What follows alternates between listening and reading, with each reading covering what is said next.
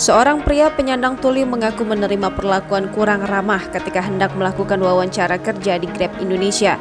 Kekecewaan itu diungkapkan dalam surat terbuka yang diunggah oleh pemilik akun Instagram @tonandaputra bersama akun istrinya @amanda_farliani pada Selasa 26 April 2022. Dalam unggahan video berbahasa isyarat yang diberikan sulih teks atau terjemahan di beberapa bagian, keduanya menjelaskan pengalaman saat melakukan interview di kantor pendaftaran mitra di kawasan Cakung, Jakarta Timur.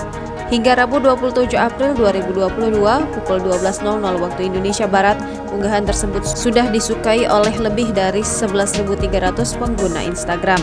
Tonan menceritakan ia tengah membutuhkan biaya tambahan. Oleh karenanya, Tonan melamar sebagai mitra pengemudi di Grab Indonesia.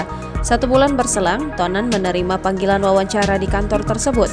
Setibanya di lokasi wawancara, Tonan menunjukkan surat undangan kepada petugas security.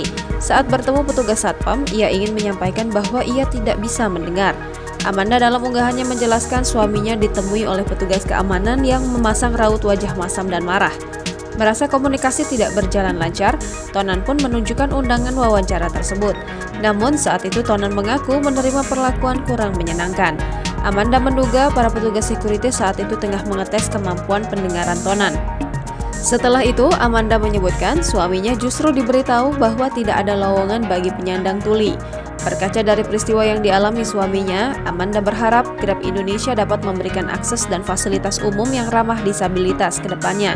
Sementara itu, saat dihubungi, juru bicara Grab Indonesia, Dewi Nuraini mengatakan pihaknya telah mengetahui dan memeriksa kejadian tersebut.